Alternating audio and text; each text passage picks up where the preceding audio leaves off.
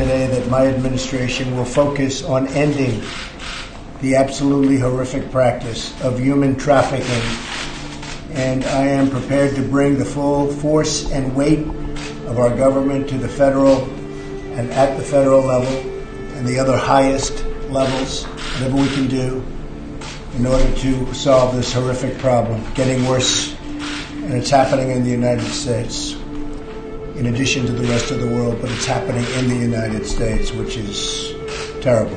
After President Trump was sworn in, we started to see an uptick in human trafficking arrests within days of becoming president. For example, on January 29th, authorities announced that 474 were arrested in a statewide California human trafficking operation and 28 sexually exploited children were rescued. From January 18th to February 5th, 108 were arrested in Illinois as part of a national sex trafficking sting operation. In Texas, 178 people were arrested for sex trafficking in a sting operation that operated in January during the Super Bowl. 16 people were arrested in January in Michigan for sex trafficking during the Detroit Auto Show. And in February of that year, authorities arrested 11 in Virginia in a child sex trafficking sting. President Trump gave a listening session in the White House surrounded by advocates who had been working to combat child sex trafficking with the federal government for many years.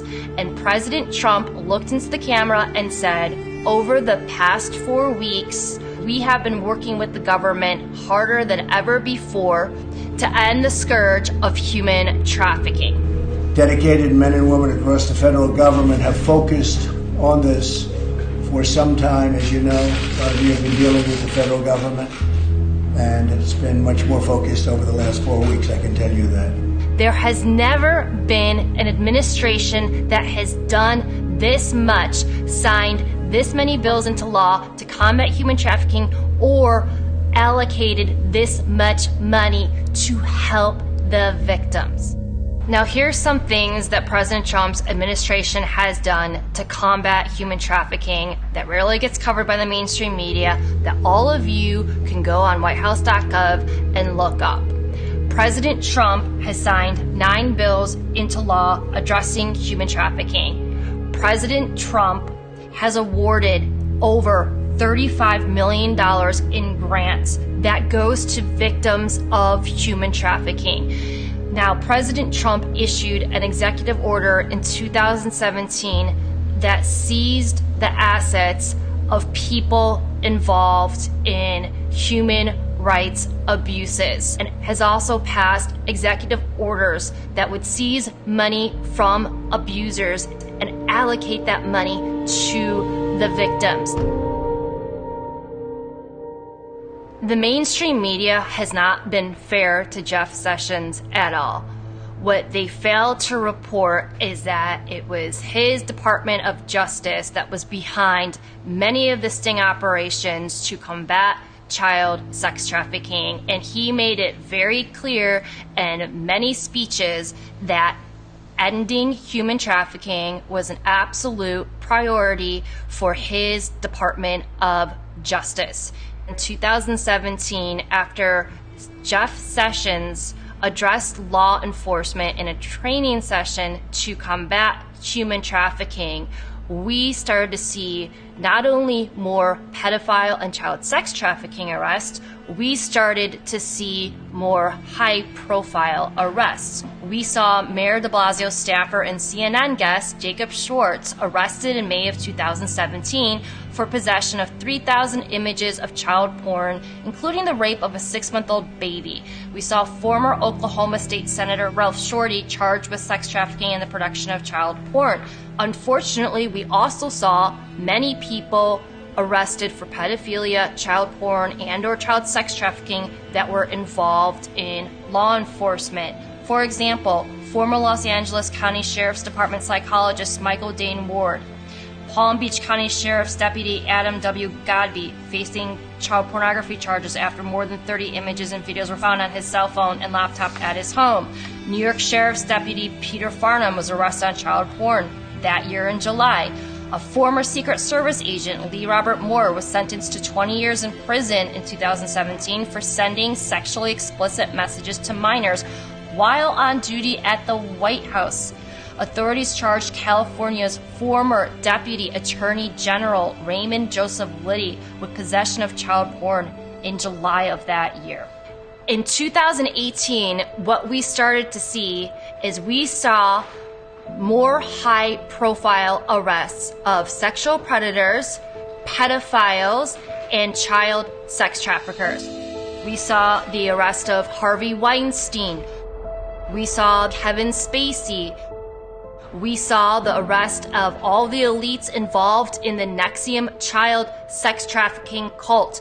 Allison Mack, Keith Raniere, Claire Bronfman. What did we also see? We saw that our DOJ seized Backpage. Backpage was one of the biggest catalysts for online child sex trafficking. Backpage operated and was involved in child sex trafficking in almost 100 countries, and it was President Trump's DOJ under Attorney General Jeffrey Sessions that shut down those child sex trafficking operations that were operating in almost 100 countries. That's a huge deal.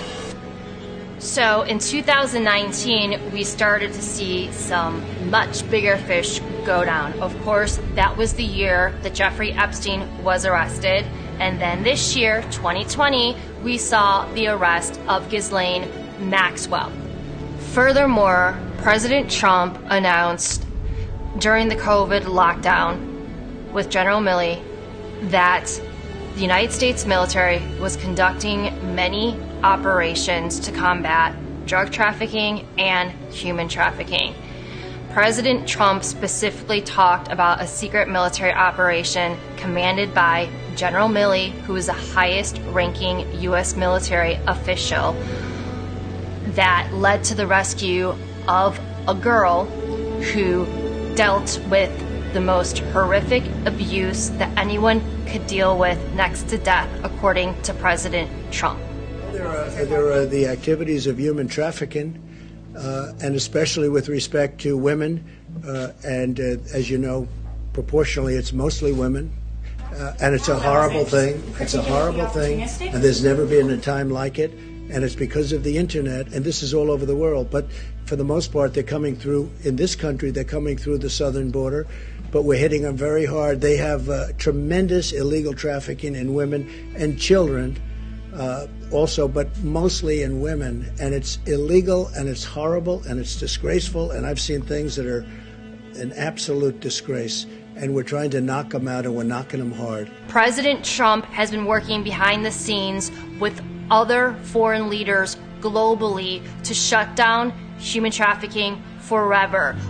Our U.S. government worked with the government in Romania to extradite a child porn kingpin back to the United States so he could face justice. These kinds of stories are happening all the time. They're happening regularly, but you never hear about it in the mainstream media. A lot of these military operations are covert and they're not reported on, but that doesn't mean that they're not happening. What else happened this year? We had mass arrests of members of the CJNG cartel, hundreds and hundreds of members arrested, and we had dozens of MS-13 members arrested, some of them arrested for drug trafficking, some of them arrested for human trafficking. But I can't emphasize enough that human and drug trafficking go hands in hand, and the MS-13 members and the CJNG cartel members are usually operatives for much bigger fish. One last thing that President Trump has done to combat human trafficking that I want to address is building the border wall. What most people don't understand is that the biggest artery for human trafficking is at the border. And Trump said that human trafficking, thanks to the wall and thanks to the efforts with ICE, is now down 96%. Ask yourself, why is it that all these pedophiles, from the lower hanging fruit to the bigger fish, were allowed to be untouched for years and years and years until President Trump was sworn in as president.